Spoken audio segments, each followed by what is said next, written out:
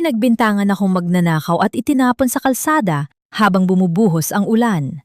Ang lalaking pinagkatiwalaan ko, si Adrian, ay malamig na pinanood lang ang kanyang ina na yurakan ang aking danggal. Mula sa pagiging yaya, ako ay naging basura sa kanilang paningin. Ngunit sa sinapupunan ko, dala ko ang lihim na sisira sa kanilang kapangyarihan. Sino nga ba ang tunay na traidor? Handa na ba silang mawala ang lahat? Akala mo ba ay sapat na ang isang gabi para maging reyna ka sa pamamahay na ito? Huwag mong dungisan ang sahig ko ng marumimang mga paa, Lira May. Isang yaya ka lang, kaya matuto kang lumugar. Ang bawat salitang binitawan ni Doña Beatriz ay tila mga laso na dahan-dahang pumatak sa aking pagkatao. Nakatayo ako sa gitna ng malawak na sala ng mansyon ng mga Santillan sa Makati. Hawak ang aking luma at kupas na bag na naglalaman ng lahat ng aking pag-asa para sa aking inang may sakit sa probinsya. Ngunit ang kintab ng mamahaling tile sa ilalim ng aking mga paa ay tila isang salamin na nagpapaalala sa akin kung gaano ako kaliit, kung gaano ako kadumi sa paningin ng babaeng nasa harapan ko. Ilang minuto lamang ang nakalilipas, ang puso ko ay punong-puno ng kaba at pananabik nang bumukas ang malaking pinto ng mansyon. Ang mukha ni Adrian ang unang bumungad sa akin. Si Adrian, ang lalaking naging bahagi ng aking pinakamagandang panaginip sa Manila. Ang lalaking nagparamdam sa akin na ako ay mahalaga kahit sa loob lamang ng ilang oras. Ngunit ang init ng kanyang mga yakap noon ay napalitan ng isang malamig na titig na tila hindi ako kailanman nakilala. "Mom, this is the new yaya for Marco." Ang tanging sinabi niya bago siya tumalikod at naglakad paakyat sa hagdan nang hindi man lang lumingon sa akin. Iyon ang unang saksak sa aking dibdib. Ang lalaking pinagkatiwalaan ko ng aking dangal ay itinuring akong isang estrangero, isang gamit na kinuha lamang para pagsilbihan ang kanyang anak. Ngayon, nahaharap ako sa bagsik ni Doña Beatriz. Ang kanyang mga mata ay puno ng pandidiri habang tinitingnan ang aking suot na simpleng blusa at pantalon na amoy araw pa mula sa mahabang biyahe. Lumapit siya sa akin. Ang bawat hakbang ng kanyang takong ay tila isang hatol ng kamatayan sa katahimikan ng silid. Hindi ko magawang iangat ang aking paningin. Ang aking lalamunan ay nanunuyo at ang bawat hininga ko ay nagiging isang mabigat na pasanin. "Huwag kang magkakamaling umasta na parang may alam ka sa buhay namin." Dagdag pa ni Doña Beatriz. Ang kanyang boses ay naging isang matalim na bulong sa aking pandinig. "Alam ko ang mga katulad mo, Lira. Gagamitin ang kahirapan para makakuha ng awa, para makapitan ang anak ko. Pero tandaan mo ito, sa loob ng mansyon na ito, ikaw ay isang anino lamang, walang boses, walang karapatan." Nararamdaman ko ang panginginig ng aking mga kamay na mahigpit na nakakapit sa strap ng aking bag. Sa loob ng bag na iyon, may isang maliit na sobre. Ang liham na balak ko sanang ibigay kay Adrian. Ang liham na naglalaman ng katotohanan tungkol sa dabing iyon. Ngunit ngayon, ang sobreng iyon ay tila naging isang pirasong apoy na nagpapasunog sa aking balat. Ang sakit ay hindi nagmula sa sampal na pisikal, kundi sa paraan ng pagtrato sa akin na tila wala akong halaga, na tila ang aking danggal ay isang bagay na pwedeng tapakan at itapon sa basurahan. Gusto kong sumigaw. Gusto kong sabihin sa kanila na hindi ako magnanakaw, na hindi ako ang masamang babaeng iniisip nila. Ngunit ang aking boses ay nawala sa gitna ng aking nagngangalit na emosyon. Ang tanging naririnig ko na lamang ay ang malakas at mabilis na pintig ng aking puso na tila isang tambol na nagbababala ng mas malaking unos. Isang butil ng luha ang pilit na kumakawala sa aking mga mata. Ngunit agad ko itong pinigilan. Hindi nila dapat makita ang aking kahinaan. Tiningnan ko ang malawak na hagdan kung saan huling naglaho ang anino ni Adrian. Ang bawat dekorasyon sa paligid, mula sa mga chandelier na ginto hanggang sa mga painting na milyon ang halaga, ay tila mga bantay na nagbabantay sa aking bawat galaw. naghihintay sa aking pagkakamali. Narito ako para sa aking ina, para sa aming kinabukasan. Ngunit bakit tila ang bawat hakbang ko pasulong ay nagdadala sa akin sa isang hukay ng pasakit? Nanatili akong nakatayo doon, mag-isa sa gitna ng karangyaan na hindi kailanman magiging akin. Ang lamig ng aircon sa mansion ay tila nanunuot sa aking buto.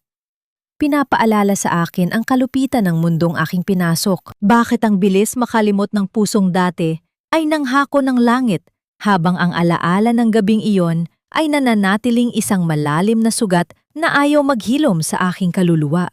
Huwag mong isiping dahil hawak mo ang anak ko, hawak mo na rin ang atensyon ko.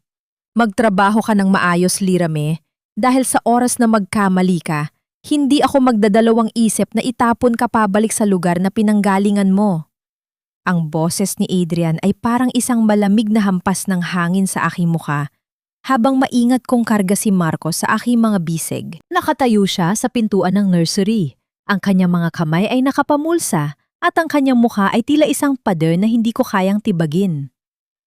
Sa bawat salitang lumalabas sa kanyang bibig, unti-unting nadudurog ang munting piraso ng pag-asa na itinatago ko sa aking puso. Iniiwas ko ang aking paningin at itinuon ang atensyon sa munting bata na himbing na natutulog. Pinahid ko ang dulo ng aking daliri sa malambot na pising ni Marco. Sinusubok ang itago ang panginginig ng aking mga kamay. Sa kabila ng marangyang silid na ito, nararamdaman ko ang labis na lungkot sa bawat sulok. Ang amoy ng baby powder at ang malambot na liwanag ng lamp ay tila hindi sapat para pawiin ang lamig na nagmumula sa ama ng batang ito. Tila bumalik ang aking gunita sa isang gabi sa Manila. Isang taon na ang nakalilipas. Noon, ang mga mata ni Adrian ay hindi puno ng pot, kundi ng isang kakaibang init na nagparamdam sa akin na ako ang pinakamahalagang babae sa mundo. Naaalala ko pa ang lambot ng kanyang hawak sa aking kamay habang sumasayaw kami sa ilalim ng mga bituin. Ang bulong niya na hindi niya ako hahayaang mawala. Sa gabing yon, hindi kami magkaiba ng estado sa buhay. Dalawang kaluluwa lang kaming naliligaw na nakahanap ng tahanan sa isa't isa. Ang bawat halik niya noon ay tila isang pangako na bukas kikising kami sa isang mundong mas mabuti. Ngunit ang bawat matatamis na alaala ay tila isang malupit na biro ngayon. Ang Adrian na nasa harap ko ay hindi ang lalaking minahal ko ng isang gabi. Siya ay isang banyagang nakasuot ng mamahaling barong, isang taong kinalimutan na ang lahat ng aming pinagsaluhan. Are you listening to me, Yaya Lira? Muling pag-uulit niya. Ang kanyang tono ay puno ng inis. I asked you to prepare Marco's vitamins. Bakit nakatulala ka lang dyan? Oo po sir, gagawin ko na po.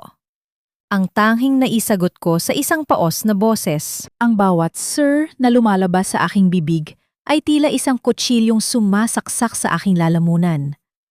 Gusto kong itanong sa kanya kung naalala pa ba niya ako. Gusto kong isigaw na ako ang babaeng hinalikan niya hanggang sa madaling araw.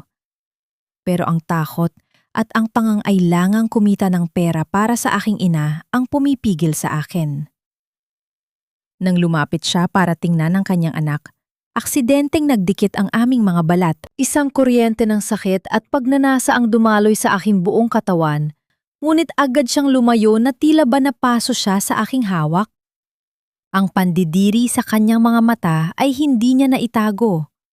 Humakbang siya palapit sa kanyang cabinet at doon, sa isang mabilis na sandali, nakita ko ang isang bagay na nagpahinto sa aking mundo. Sa loob ng kanyang drawer, sa gilid ng kanyang mga relo, ay nakatiklop ang isang kupas na panyo. Ang panyong iyon na may budang maliit na bulaklak. Ang panyong iniwan ko sa kanya bago ako tumakas sa hotel room dahil sa takot. Bakit niya pa ito itinatago? Kung galit siya sa akin, bakit hindi niya ito itapon gaya ng pagtapon niya sa aking halaga?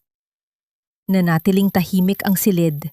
Tanging ang mahinang paghinga ni Marco ang naririnig. Sinimulan kong awitin ang isang lumang kundiman mula sa aming probinsya.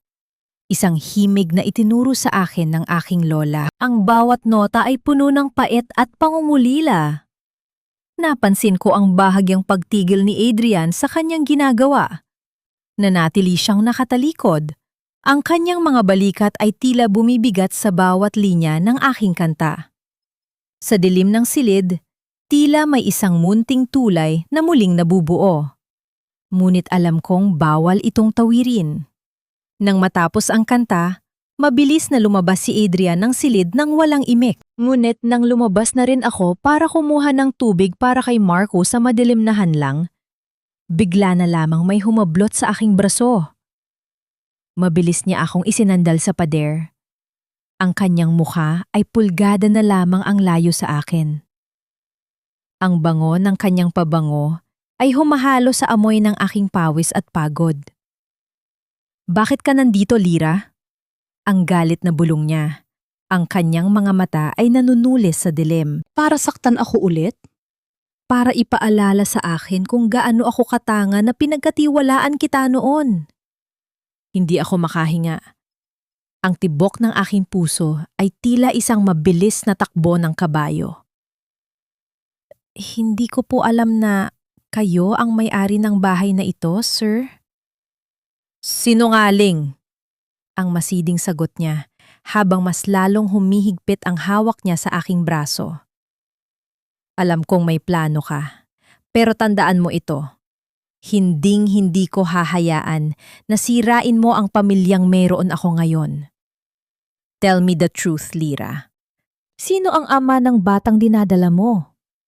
Nanlaki ang aking mga mata. Paano niya nalaman? Ang aking tuhod ay tila naging jelly sa sobrang takot. Ang bawat lihim na pilit kong itinatago ay tila unti-unting lumalabas sa ilalim ng kanyang mapanuring titig. Paano ko sasabihin sa kanya na ang batang ito, ang buhay na nasa loob ko, ay ang tanging alaala ng aming pagmamahalan na tila kinalimutan na niya? Huwag na huwag mong itatago ang kinulimbat mo sa akin, Lyra May. Alam ko kung saan mo inilagay ang brilyanteng singsing na pamanang lahi pa ng mga santiyan. Napakabilis mong kumilos. Hindi pa man tumitirik ang araw ay natukso ka na sa kintab ng kayamanan. Ang boses ni Doña Beatriz ay tila isang matalim na kidlat na bumasag sa katahimikan ng buong mansyon. Nakatayo ako sa gitna ng kanyang silid. Hawak ang basahan at panlinis na ginagamit ko kanina pa. Ingat kong nililinis ang kanyang mga koleksyon.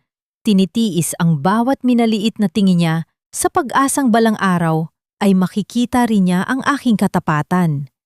Ngunit ang bawat pagsisikap kong maging mabuting yaya at katulong ay tila naging isang patibong na ngayon ay unti-unting sumasakal sa akin. Naramdaman ko ang biglang paglamig ng aking mga palad. Tumingin ako sa paligid at nakita ang lahat ng mga katulong na nakatitig sa akin.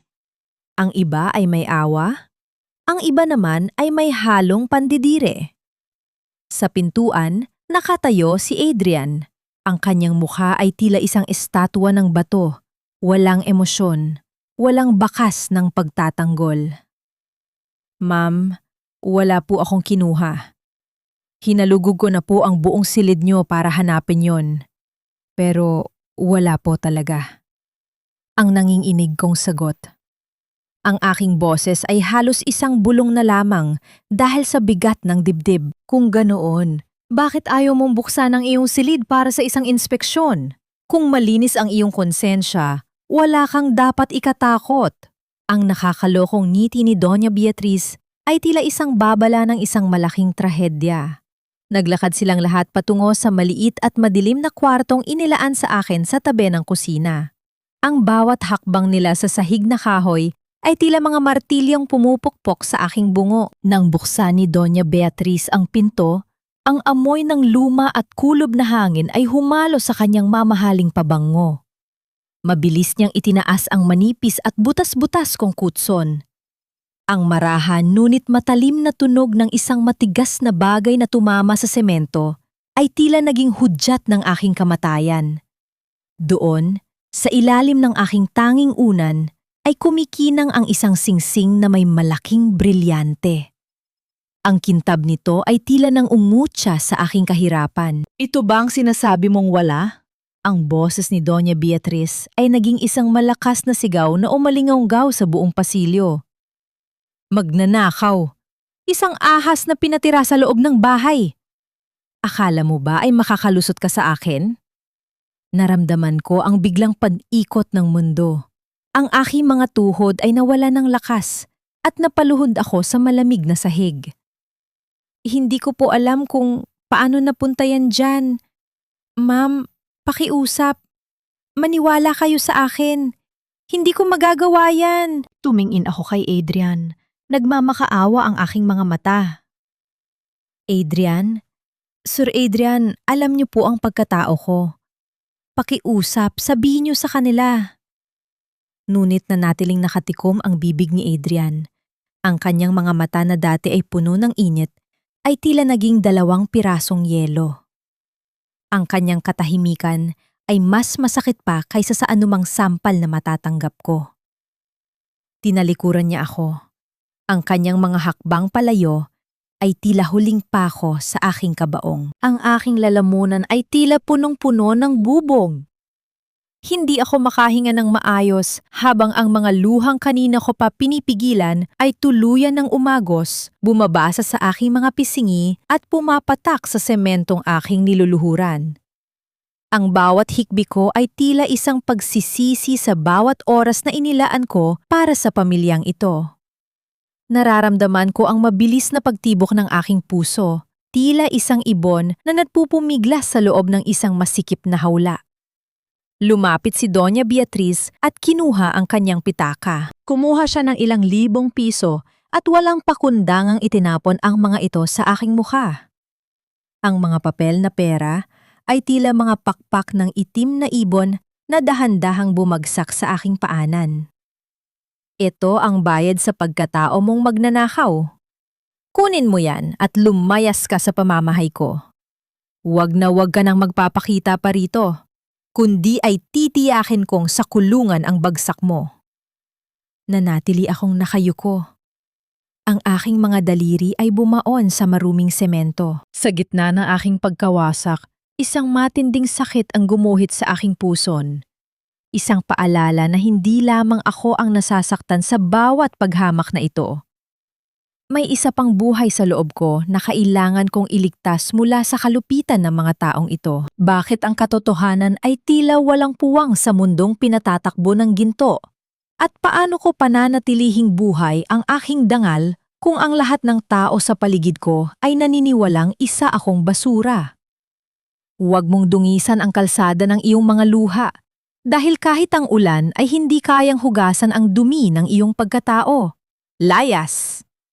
Ang huling sigaw ni Doña Beatriz ay tila isang sumpa na bumaon sa aking pandinig kasabay ng marahas na pagsara ng dambuhalang pintuang bakal ng mansyon. Ang tunog ng bakal na nagtagpo ay tila isang hatol na naghihiwalay sa mundong marangya at sa kalsadang puno ng putik na ngayon ay aking kinatatayuan. Wala akong ibang dala, kundi ang maliit kong bag na basang-basa na at ang mga barya na itinapon sa aking mukha na kanina ko papilit na pinupulot sa gitna ng dilim. Sariwa pa sa aking balat ang hapdi ng bawat salitang binitawan nila, ngunit mas masakit ang bawat butil ng ulan na tumatama sa aking mukha. Ang langit ay tila nakikiramay sa aking pagkadurog. Ibinubuhos ang lahat ng put nito sa aking nangangatog na katawan. Ang bawat patak ng tubig ay tila maliliit na karayom na tumutusok sa aking balat. Pinapaalalahanan ako na sa gabing ito, wala akong matutuluyan. Wala akong masasandalan. Nagsimula akong maglakad nang walang tiyak na direksyon. Ang aking mga tsinelas ay lumulubog sa malapot na putik ng kalsada. Ang bawat hakbang ay tila isang pakikipaglaban sa bigat ng aking sariling katawan. Ngunit sa gitna ng aking paglalakad, isang matalim na kirot ang biglang gumuhit sa aking puson. Napahawak ako sa isang poste ng ilaw. Ang aking mga daliri ay naghahanap ng suporta sa magaspang na semento. Huwag na yon.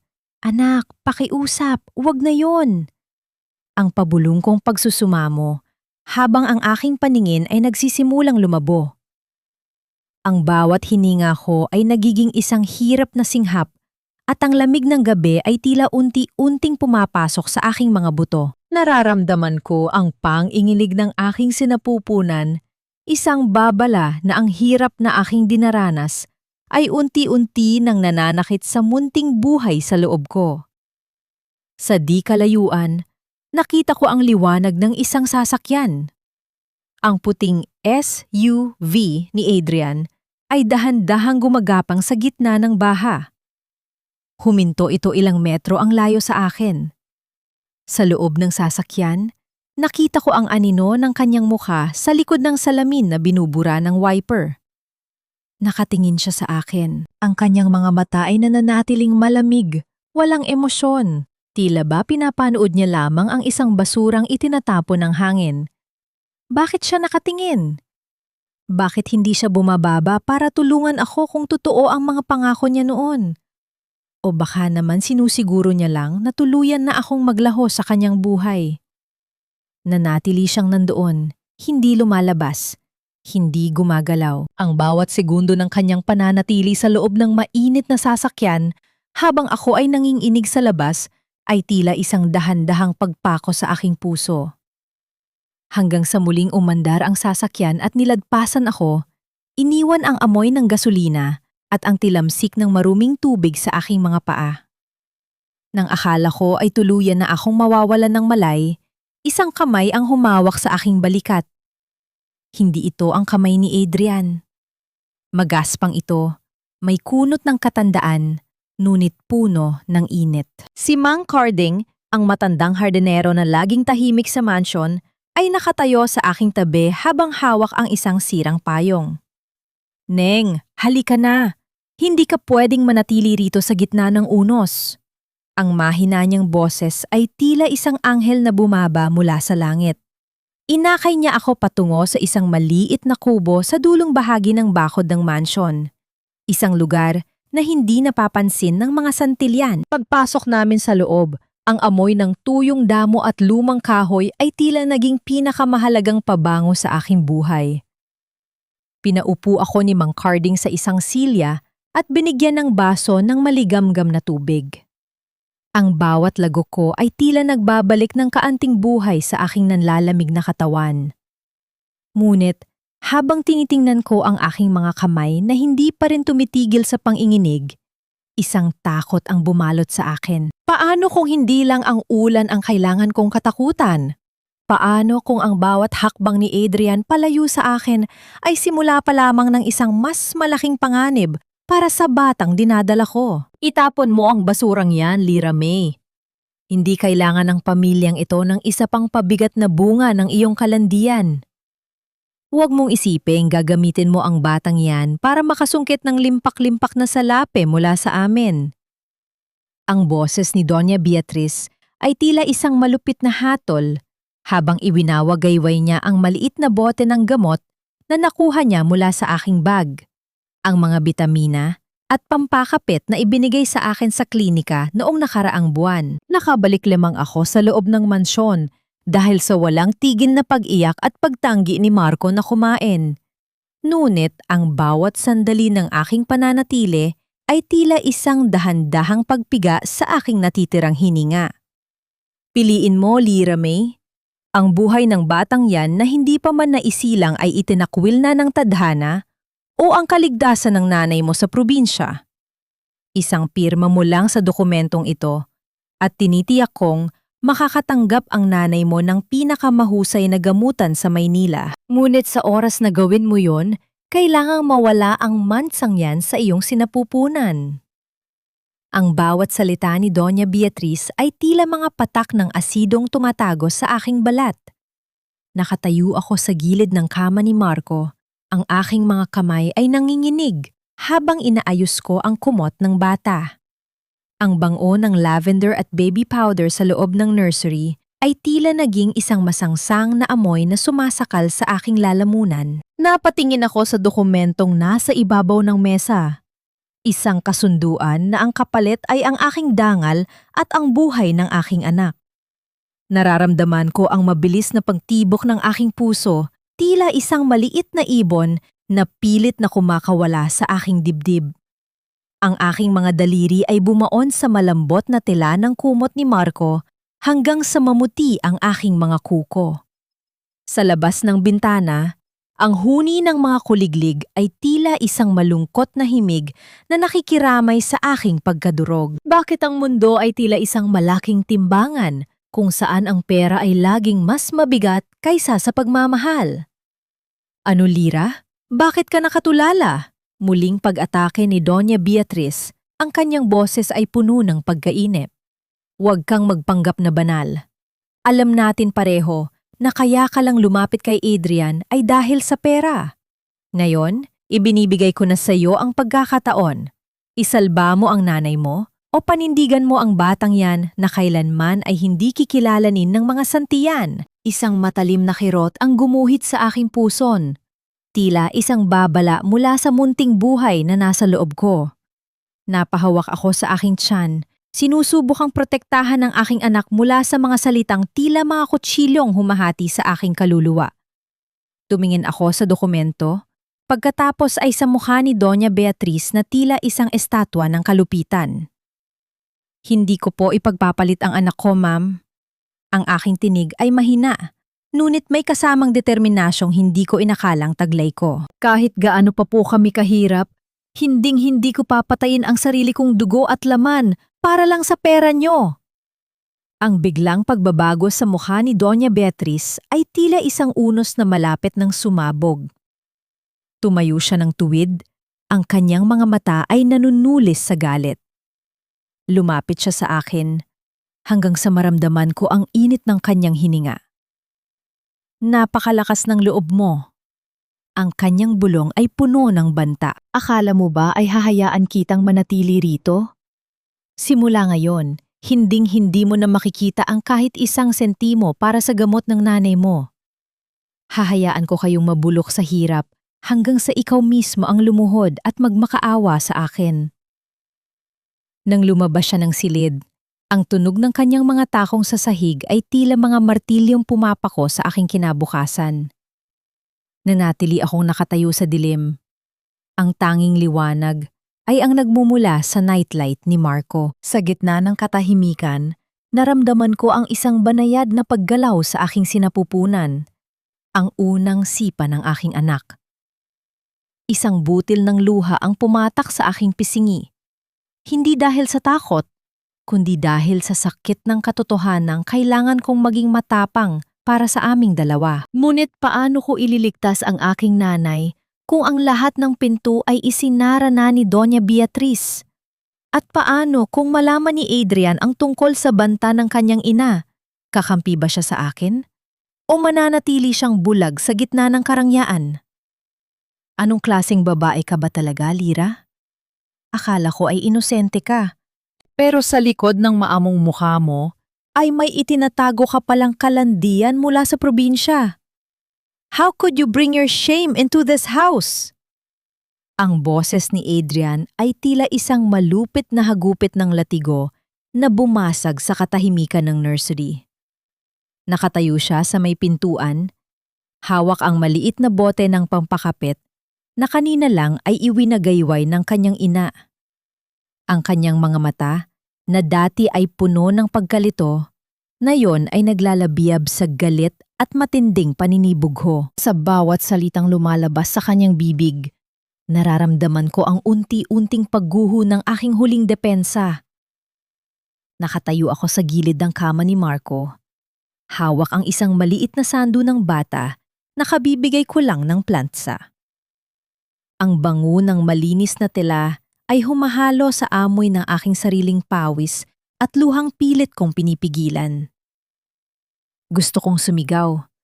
Gusto kong ituro ang kanyang dibdib at sabihing,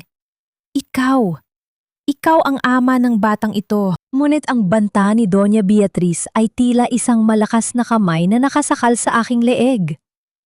Kung aaminin ko ang katotohanan, mawawala ng pondo para sa gamot ng aking ina at baka pati ang buhay ng anak ko ay mailagay sa panganib mula sa puot ng kanyang lola. Bakit hindi ka makasagot? Ang muling pag-atake ni Adrian habang humahakbang siya palapit sa akin. Is it true?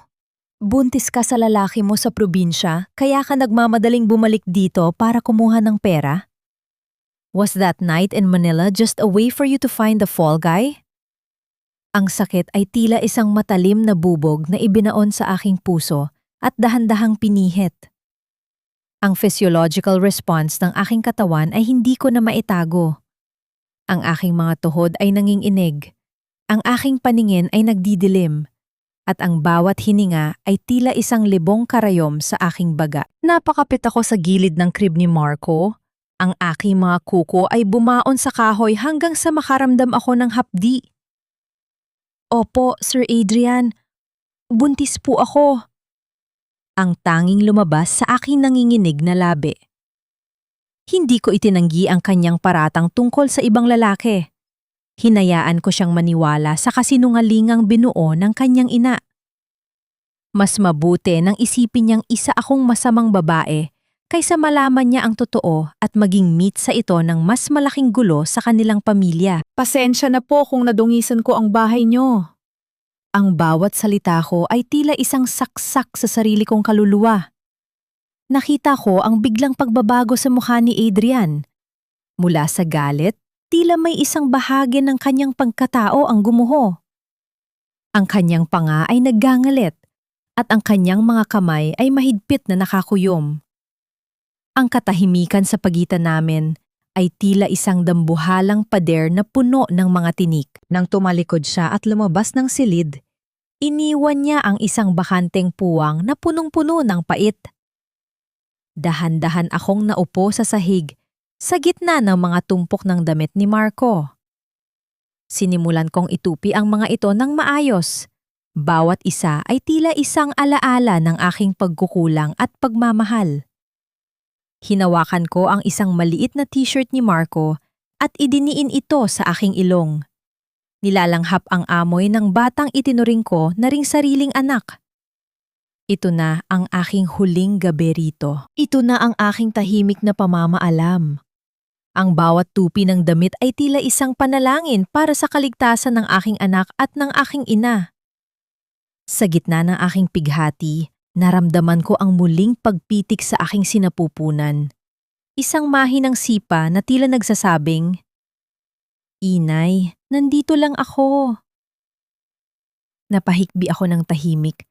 Ang aking mga balikat ay nayayanig sa bigat ng lihim na kailangan kong pasanin mag-isa. Bago matapos ang gabi, narinig ko ang malakas na sigaw ni Adrian mula sa baba na sinundan ng tunog ng pagharurot ng kanyang sasakyan palayo sa mansyon. Ang kanyang huling mga salita sa akin bago siya bumaba ay tila isang sumpa na habang buhay na uukit sa aking gunita. Sana hindi na lang kita nakilala, Lira. Sana hinayaan ko na lang na maging panaginip ang gabing iyon kaysa magising sa katotohanan ng ganito kapalang klaseng babae. Naiwan akong nakatitig sa kawalan. Ang tanging kasama ay ang malamig na liwanag ng buwan na tumatago sa bintana. Ang sugat sa aking puso ay tila hindi na kailanman maghihilom at ang bukas ay tila isang madilim na kalsadang puno ng mga panganib na kailangan kong tahakin ng mag-isa. Hindi lahat ng liwanag sa langit ay tanda ng pag-asa. Para sa akin, ang bawat pagsabog ng paputok sa labas ay tila tunog ng pagguho ng huling kuta ng aking pagkatao. Bisperas ng bagong taon. Habang ang buong Maynila ay abala sa paghahanda para sa masayang pagsalubong sa kinabukasan, ako ay narito sa loob ng madilim na nursery, tahimik na nag-iimpake ng aking iilang gamit sa isang luma at kupas na bag. Ang ingay ng mga trumpeta at ang amoy ng pulbura na pumapasok sa bintana ay tila nanunukso sa aking pighate. Sa gabing dapat ay puno ng bagong simula, pinili kong maglaho na parang usok sa gitna ng kadiliman. Lumapit ako sa kama ni Marco. Mahimbing siyang natutulog, walang kamalay-malay, na ang kanyang yaya Lira ay hindi na niya madatan paggising ng umaga. Hinubad ko ang suot kong maliit na bracelet na gawa sa kahoy. Ang huling alaala ko mula sa aking yumaong ama, at dahan-dahan itong inilagay sa ilalim ng una ng bata. Magpakaitatag ka, Marco. Ang pabulong kong huling pamamaalam habang ang aking mga luha ay malayang pumapatak sa kanyang kumot. Sana ay lumaki kang may pusong marunong rumespeto, hindi tulad ng mga taong nakapaligid sa'yo. Sa labas ng pinto, naghihintay si Mang Carding. Ang kanyang mga mata ay puno ng lungkot habang iniyabot niya sa akin ang isang maliit na kapirasong papel. Neng, pumunta ka sa address na ito. Isang lumang kaibigan ang makakatulong sa'yo. Huwag kang mawawalan ng pag-asa dahil ang Diyos ay hindi natutulog. Ang bawat salita niya ay tila isang mainit na yakap sa gitna ng nanunuot na lamig ng gabi. Tumango lamang ako, hindi na makapagsalita dahil sa bara sa aking lalamunan. Tahimik kaming naglakad palabas ng back gate ng mansion. Ang bawat hakbang ko palayo sa dambuhalang bahay na yon ay tila nagpapagaan sa aking panhinga. Ngunit nag-iiwan naman ng malalim na sugat sa aking puso. Habang papalayo ang sasakyang pampasada na aking sinasakyan, nakita ko ang anino ng mansion na unti-unting lumiliit sa dilim. Paalam, Adrian. Paalam sa pangarap na kailanman ay hindi naging akin. Samantala, sa loob ng mansion, ang katahimikan ay nabasag ng marahas na pagbukas ng pintuan ng nursery. Pumasok si Adrian, pagod at amoy alak mula sa pakikipagdiwang sa kanyang mga kaibigan. Ngunit ang kanyang kalasingan ay agad na naglaho nang makita niyang bakante ang maliit na kama sa tabi ng crib ni Marco. Ang lahat ng gamit ni Lyra ay wala na. Tanging ang amoy ng kanyang pamilyar na sabon ang naiwan sa hangin. Isang matandang katulong, si Nanay Susing, ang pumasok na may panginginig ang buong katawan. Sir Adrian, kailangan niyo pong malaman ang totoo. Ang kanyang boses ay puno ng pagsisisi. Hindi po magnanakaw si Lyra. Nakita ko po si Doña Beatriz na inilalagay ang singsing sa ilalim ng kutso niya noong nakaraang gabi. Pinagbantaan niya kaming lahat na tatanggalin sa trabaho kung magsasalita kami. Ang bawat salita ni Nanay Susing ay tila isang malakas na sampal na gumising sa diwa ni Adrian. Napahawak siya sa mesa. Ang kanyang dibdib ay mabilis na tumataas-baba sa tindi ng emosyon. Ngunit ang mas malaking dagok ay dumating nang mapansing niya ang isang puting envelope na naiwan sa ibabaw ng drawer. Isang medical record na nahulog mula sa bag ni Lyra sa gitna ng kanyang pagmamadali. Dahan-dahan niyang binuksan ang papel. Ang kanyang mga mata ay nanlaki at ang kanyang buong pagkatao ay tila naging estatwa ng yelo nang mabasa ang nakasulat sa ilalim ng pangalan ng ama ng bata. Isang pangalan na malinaw na nakasulat sa gitna ng puting papel. Adrian Santillan. Ang bawat butil ng pawis sa kanyang noo ay tila naging malamig na yelo. Ang galit na naramdaman niya kanina ay napalitan ng isang nakakabinging pagsisisi na tila sumasakal sa kanyang leeg. Hinabol niya ang kanyang hininga habang mahigpit na nilulukot ang papel sa kanyang kamay. Lyra. Ang kanyang pabulong na tawag, ang kanyang boses ay basad na sa pighati. Anong nagawa ko? Bakit hinayaan kong mangyari ito? Mabilis siyang tumakbo palabas ng mansion. Hindi alintana ang malakas na buhos ng ulan at ang ingay ng mga paputok na tila humahalahak sa kanyang katangahan. Sumakay siya sa kanyang sasakyan at mabilis na pinaharurot ito patungo sa madilim na lansangan. Ngunit saan siya magsisimulang maghanap sa gitna ng malawak at magulong lungsod ng Maynila? Habang ang buong mundo ay bumibilang para sa pagsapit ng hating gabi, si Adrian ay nakikipagkarera sa oras at tadhana. Ngunit sa bawat kanto na kanyang nililiko, tanging ang anino ng kanyang pagkakamali ang kanyang natatagpuan. Magagawa pa kaya niyang bawiin ang babaeng tinalikuran niya sa gitna ng kanyang pinakamalaking pangangailangan? O huli na ang lahat para sa isang amang na yon pa lamang natututong magmahal? Nasaan ka na, Lyra? Bakit parang kinuha ka ng dilim at ayaw ka nang ibalik sa akin? Ang boses ni Adrian ay halos hindi na marinig sa gitna ng ingay ng lungsod. Isang pabulong na panalangin na nagmumula sa isang puso ngayon lamang natututong dumanas ng tunay na pagsisisi. Nakatayo siya sa gitna ng isang mataong eskinita sa Quiapo. Ang kanyang mamahaling sapatos ay lubog na sa maitim na putik at ang kanyang barong ay basang-basa na ng pawis at ulan. Hawak niya ang isang lukot na larawan ni Lira, ang tanging bagay na nag-uugnay sa kanya sa babaeng kanyang tinalikuran. Ang bawat taong kanyang tinatanong ay nagbibigay lamang ng iling o walang bahalang tingin. Sa paningin ng mga tao rito, si Adrian ay isang banyagang naligaw sa mundo ng mga dukha. Isang lalaking mayaman na ang tanging dala ay ang kanyang pera at ang kanyang huling pagsisisi. Ngunit hindi alam ng mga nakapaligid sa kanya na sa likod ng kanyang matikas na tindig, ang kanyang buong pagkatao ay unti-unti na nadudurog. Nararamdaman niya ang bawat tibok ng kanyang puso na tila isang martilyong pumupukpok sa kanyang dibdib. Pinapaalala ang bawat masakit na salitang binitawan niya kay Lira. Biglang tumunog ang kanyang cellphone. Ang pangalan ni Doña Beatriz ang lumabas sa screen. Adrian, bumalik ka na rito? Ang dibdib ko. Hindi ako makahinga. Iniwan mo ako para lang sa babaeng yan? Ang boses ng kanyang ina ay puno ng pekeng pangamba. Isang pamilyar na drama para makuha muli ang kanyang kontrol. Ngunit sa pagkakataong ito, hindi na tinag si Adrian. Hinigpitan niya ang hawak sa kanyang telepono hanggang sa mamuti ang kanyang mga kuko. Hindi ngayon, ma. Mas masakit ang ginawa natin kay Lira kaysa sa anumang nararamdaman mo ngayon. Huwag mo na akong hintayin. Ang kanyang malamig na sagot bago niya tuluyang pinatay ang tawag. Ito ang unang pagkakataon na mas pinili niya ang katarungan kaysa sa bulag na pagsunod sa kanyang ina. Habang naglalakad sa tabi ng isang tumpok ng mga basura, may isang bagay na pumukaw sa kanyang pansin. Sa gilid ng isang kanal, nakahiga ang isang pamilyar na bagay. Isang bracelet na gawa sa kahoy, ang kahoy na kupas, ngunit may ukit ng isang munting bulaklak. Nanigas ang buong katawan ni Adrian.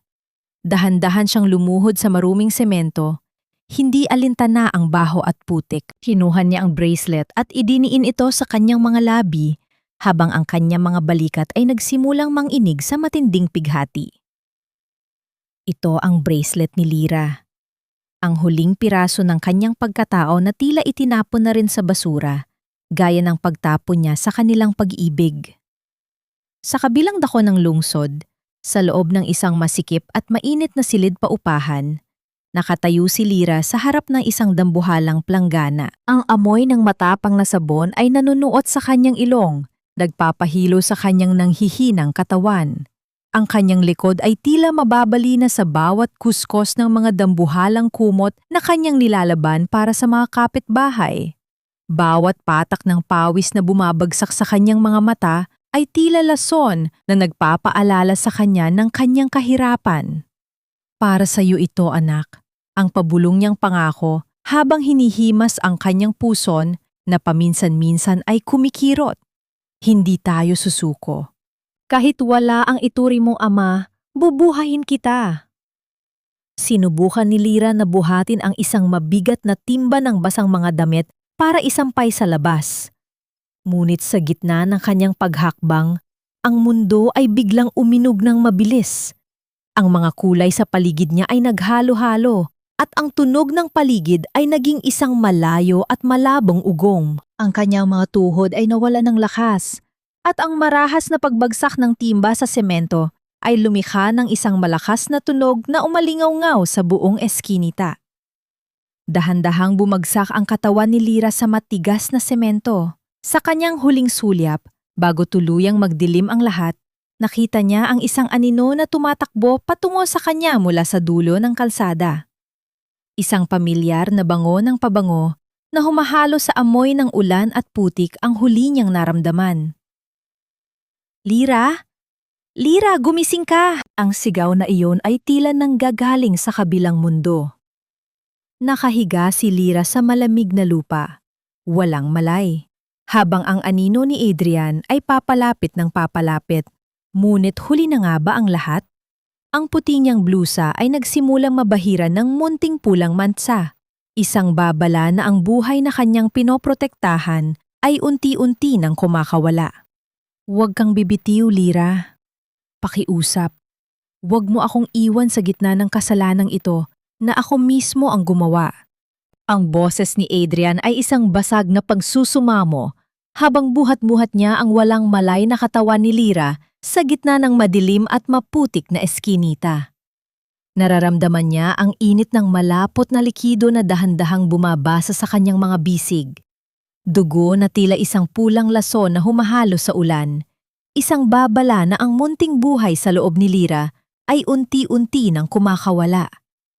Ang bawat hakbang ni Adrian patungo sa kanyang sasakyan ay tila isang pagtahak sa sarili niyang puntod ng pagsisisi. Sa loob ng ospital, ang bawat segundo ay tila isang taon ng paghihirap para kay Adrian.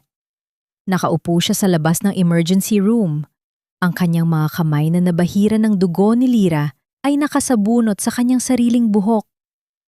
Hindi niya magawang tumingin sa kanyang refleksyon sa salamin dahil ang tanging nakikita niya ay isang halimaw na pumatay sa kaligayahan ng babaeng tanging nagmahal sa kanya ng tunay. Kahit ang malakas na tunog ng kanyang cellphone na alam niyang ang kanyang ina ang tumatawag, ay hindi niya binigyan ng pansin. Para sa kanya, ang mundo ay huminto sa pag-ikot sa sandaling bumagsak si Lira sa kanyang mga bisig. Nang sa wakas ay mailabas si Lira mula sa panganib, iginiit ni Adrian na iuwi siya sa mansyon sa ilalim ng pangangalaga ng mga pinakamahuhusay na doktor. Ngunit ang pagbabalik ni Lira sa bahay na naging saksi ng kanyang paghihirap ay hindi naging madali. Nakahiga siya sa malambot na kama, ang kanyang mukha ay kasimputi ng mga punda ng unan, habang ang kanyang mga mata ay nananatiling nakatitig sa kawalan. Wala siyang kibo, walang luha. Tila ba ang kanyang kaluluwa ay naiwan na sa madilim na eskinita kung saan siya natagpuan. Lira, kumain ka na muna. Kahit konti lang, para sa bata. Ang malumanay na pakiusap ni Adrian habang hawak ang isang mangkok ng mainit na sabaw. Ngunit tanging ang pag-iwas ng tingin ang isinagot ni Lira. Ang bawat paglapit ni Adrian ay tila isang paalala ng bawat pasakit na kanyang dinanas. Bakit mo pa ako ibinalik dito? Ang kanyang unang mga salita, mahina ngunit tila isang matalim na kutsilyong humiwa sa hangin. Para ba mas masigurado niyo ang paghila sa akin pababa? Bago pa man makasagot si Adrian, isang malakas na sigaw mula sa labas ng silid ang bumasag sa kanilang pag-uusap. Ang boses ni Marco, na puno ng takot at pag-iyak, ay nanggagaling sa bandang swimming pool. Sa kabila ng kanyang matinding panghihina, ang instinto ng isang ina ang nantulak kay Lira upang bumangon mula sa kanyang pagkakahiga. Ang matitiling sigaw ni Marco ay tila isang kuryenteng gumising sa kanyang nananamlay na kalamnan. Hindi niya alintana ang kirot sa kanyang puson o ang hilo na tila nagpapaikot sa buong silid. Mabilis siyang tumakbo palabas ng silid. Nilalagpasang si Adrian na noon ay natigilan din sa gulat. Pagdating sa garden, ang nakapanlulumong tanawin ng munting katawan ni Marco na nagpupumiglas sa gitna ng malalim na swimming pool ang bumungad sa kanila. Ang marahas na pag-alo ng tubig at ang bawat bula na lumalabas sa bibig ng bata ay tila mga huling hininga ng pag-asa. Sa gilid ng pool, nakatayo si Doña Beatriz, pila isang estatwa ng takot. Nagsisisigaw ngunit walang magawa.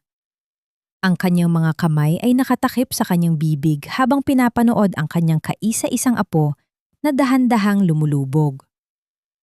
Marco! Ang sigaw ni Lira na tila nagmumula sa kailaliman ng kanyang kaluluwa.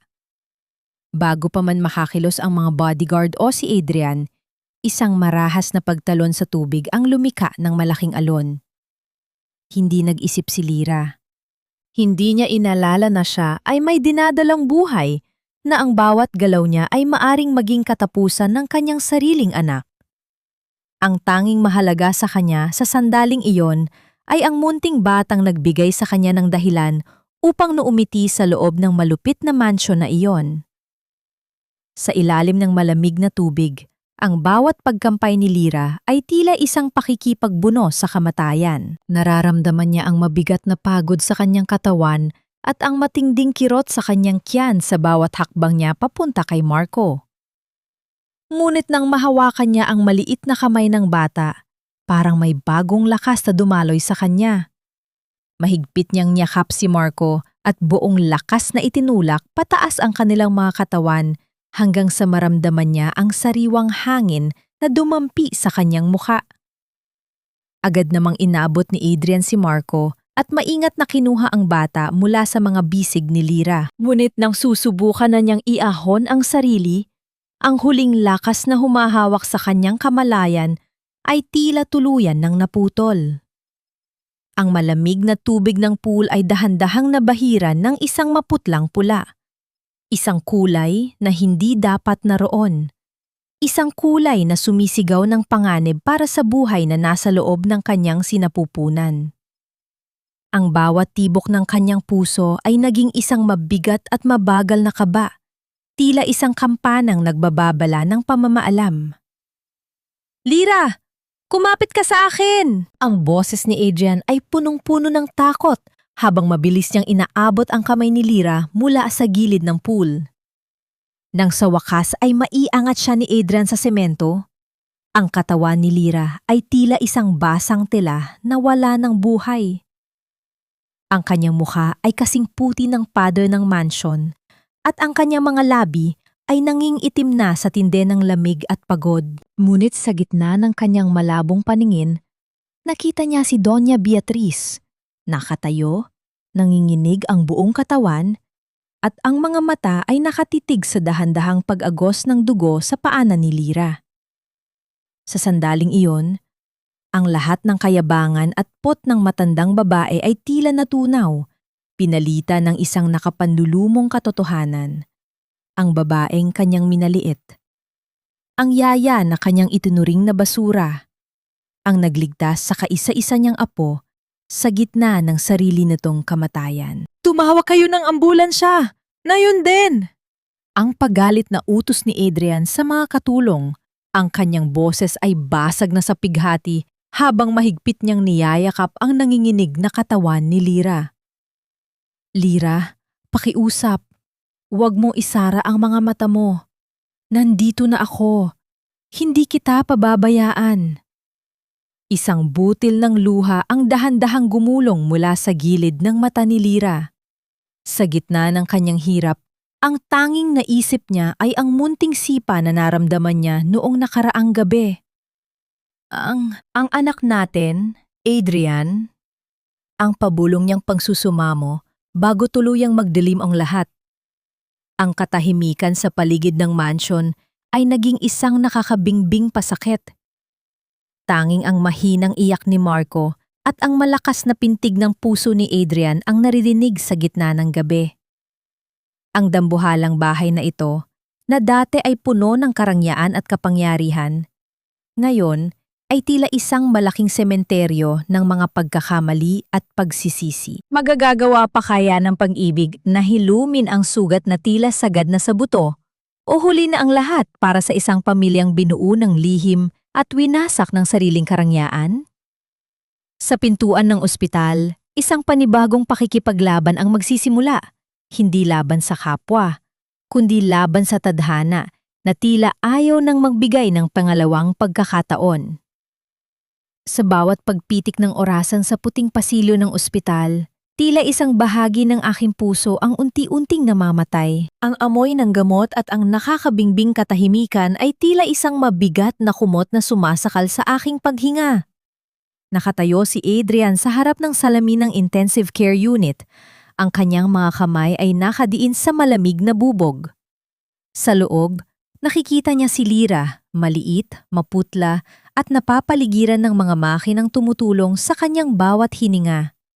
Ang bawat linyang gumagalaw sa monitor ay tila isang manipis na sinulid na nag-uugnay sa buhay at kamatayan. Sa tabi niya, mahimbing na natutulog si Marco, ligtas at buhay, Isang patunay ng kabayanihan ng babae ngayon ay nakikipaglaban para sa sarili niyang hininga. Sa kabilang dulo ng pasilyo, dahan-dahang lumapit si Doña Beatriz.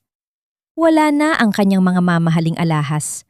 Ang kanyang buhok ay gulo-gulo at ang kanyang mga mata na dati ay puno ng kislap ng kapangyarihan, ngayon ay namumugto at puno ng pagsisisi. Ang bawat hakbang niya ay tila isang pag-akyat sa isang matarek na bundok ng kahihiyan. Adrian? Ang pabulong niyang tawag, ang kanyang boses ay basag at nanginginig. Hindi lumingon si Adrian. Narinig ko na ang lahat mula kay Nanay Susing at Mang Carding, Ma. Ang mga sulat na itinago mo, ang singsing na ikaw mismo ang naglagay sa gamit niya. Lahat ng paninirang puri na ginawa mo para lang ilayo siya sa akin. Ang kanyang boses ay hindi galit, kundi puno ng isang malalim na pagkapagod na mas masakit pa kaysa sa anumang sigaw.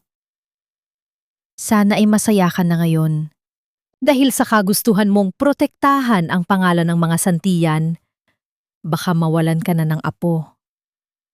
At baka mawala na rin ako ng dahilan para manatili sa pamilyang ito. Napahikbi ng malakas si Doña Beatriz. Napasandal siya sa pader at dahan-dahang napaupo sa sahig, ang kanyang mukha ay itinago niya sa kanyang mga kamay.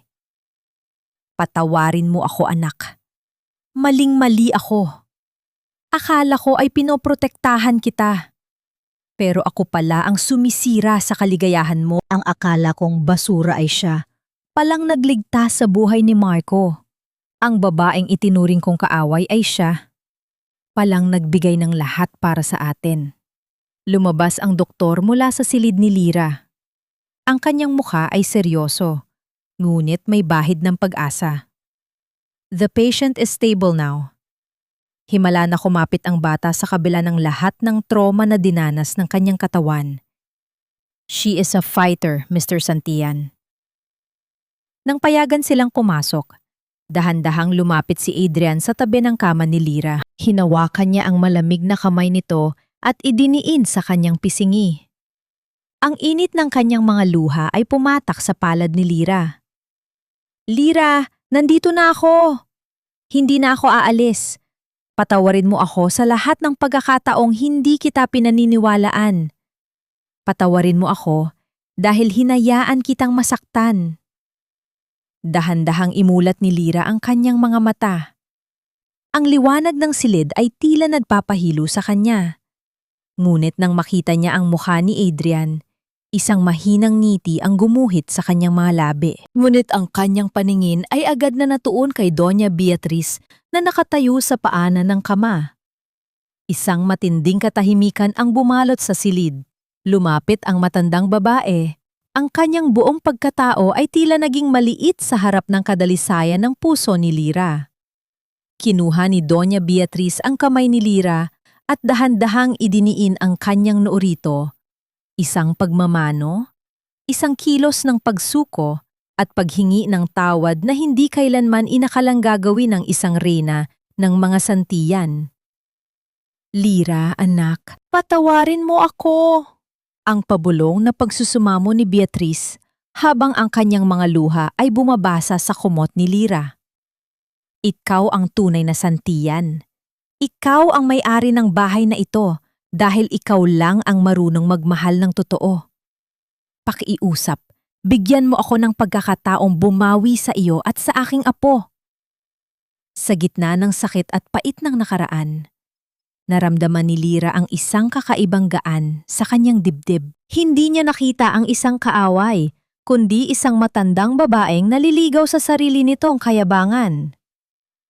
Lahat po tayo ay nagkakamali, ma'am. Ang mahalaga po ay ligtas si Marco. Ang mahinang sagot ni Lyra. Ang kanyang boses ay tila isang haplos ng anghel. Inakbay ni Adrian si Lyra. Pinag-isa ang kanilang mga kamay sa ibabaw ng kanyang puson kung saan nananatiling buhay ang kanilang anak. Sa labas ng ospital, ang sikat ng araw ay dahan-dahang sumisilip sa gitna ng mga ulap, nagbibigay ng isang ginintuang liwanag sa isang bagong umaga. Ang katarungan ay hindi dumating sa pamamagitan ng paghihigante, kundi sa pamamagitan ng kapatawarang nagmula sa isang pusong nadurog, ngunit piniling muling mabuo. Ang yaya na dati ay itinuring na anino, ngayon ay siyang magsisilbing liwanag na gagabay sa pamilyang Santillan patungo sa isang tunay na tahanan. Isang mapayapang hapon ang bumabalot sa malawak na hardin ng mansyon ng mga Santillan. Ang sikat ng araw ay tila mga ginintuang daliri na humahaplos sa mga dahon, habang ang amoy ng sariwang damo at mga bulaklak ay humahalo sa halimuyak ng bagong timplang kape. Wala na ang mabigat at nakakasakal na atmosfera na dati ay naghari sa pamamahay na ito. Ngayon, ang bawat sulok ay tila humihinga ng pag-asa at kaligayahan. Nakatayo si Lyra sa balkonahe. Dahan-dahang idinuuyan ang isang maliit na basket na gawa sa puting ratan. Sa loob nito, mahimbing na natutulog ang isang sanggol, isang munting anghel na may mga pisinging kasing rosas ng mga bulaklak sa paligid. Ang bawat mahinang paghinga ng bata ay tila isang himig ng tagumpay laban sa lahat ng unos na pinagdaanan nila. Pinagmasdan ni Lyra ang kanyang anak at sa bawat sulyap, nararamdaman niya ang isang matinding pasasalamat na tila umaapaw sa kanyang puso. Isang pares ng matitipunong kamay ang dahan-dahang yumakap sa kanyang baywang mula sa likuran. Ipinatong ni Adrian ang kanyang baba sa balikat ni Lyra, nilalanghap ang pamilyar at nakaka-relax na amoy ng kanyang asawa. Ang init ng katawan ni Adrian ay tila isang kuta na nagpapaalala kay Lyra na hindi na siya kailanman mag-iisa sa gitna ng ulan. Ang ganda nila, di ba? Ang pabulong na tanong ni Adrian, ang kanyang boses ay puno ng paghanga habang nakatingin sa sanggol at kay Marco na masayang naghahabol ng mga paro-paro sa damuhan. Sobra, Adrian. Minsan, parang panaginip pa rin ang lahat ng ito. Ang tugon ni Lyra habang isiinasandal ang kanyang ulo sa dibdib ng asawa. Sino ang mag-aakalang ang yaya na itinapon sa kalsada ay magiging reyna ng tahanang ito? Hindi ka lang reyna ng bahay na ito, Lyra. Ikaw ang nagligtas sa aming lahat. Mula sa kadilimang, kami rin ang gumawa. Ang malambing na sagot ni Adrian bago niya dahan-dahang hinalikan ang noo ni Lyra. Ang bawat haplos niya ay puno ng paggalang at wagas na pagmamahal. Isang pang-akong hinding-hindi na muling mababali. Sa di kalayuan, nakaupo sa isang silyang kahoy si Doña Beatriz. Wala na ang kanyang matatalim na tingin at ang kanyang marangyang aura. Suot niya ang isang simpleng puting bestido at sa kanyang kandungan ay nakapatong ang isang storybook na binabasa niya kay Marco. Ang dating reyna ng mga Santillan ay isa na ngayong mapagmahal na lola na tila nakahanap ng tunay na kayamanan sa tawa ng kanyang mga apo. Paminsan-minsan ay tumitingin siya kina Lyra at Adrian nang may ngiti ng pagpapakumbaba at pasasalamat. Natutunan na niya na ang tunay na dangal ay hindi nanggagaling sa purong dugo o ginto, kundi sa kalinisan ng puso. Ang lahat ng pait, ang bawat sampal ng tadhana, at ang bawat luhang pumatak sa gitna ng gabi ay tila naging mga munting buto na ngayon ay namumukadkad na bilang isang matatag na pamilya. Nahanap ni Lyra ang kapatawaran hindi dahil nakalimutan niya ang sakit, kundi dahil mas pinili niyang maging malaya mula sa gapos ng nakaraan. Ang kapayapaan sa kanyang puso ay ang kanyang pinakamalaking tagumpay. Habang dahan-dahang lumulubog ang araw, naglalatag ng kulay lila at kahel sa kalangitan, nanatiling magkayakap sina Lyra at Adrian. Ang kwento ng kanilang pag-ibig na nagsimula sa isang pagkakamali at dumaan sa apoy ng pagsubok ay natapos sa isang matamis at panghabambuhay na paninindigan. Sapagkat sa dulo ng bawat mahabang gabi, palading may umagang naghihintay para sa mga pusong marunong maghintay, lumaban, at higit sa lahat, magpatawad. Ang pag-ibig ay hindi lamang tungkol sa saya, kundi sa lakas na bumangon at muling buiin ang sarili sa piling ng mga taong tunay na nagpapahalaga sa iyo. Dito, sa ilalim ng langit ng Maynila, ang pamilya Santillan ay hindi na lamang isang pangalan ng kapangyarihan, kundi isang simbolo ng isang pag-ibig na walang hanggan, at isang tahanang binuo ng tunay na pagmamahal.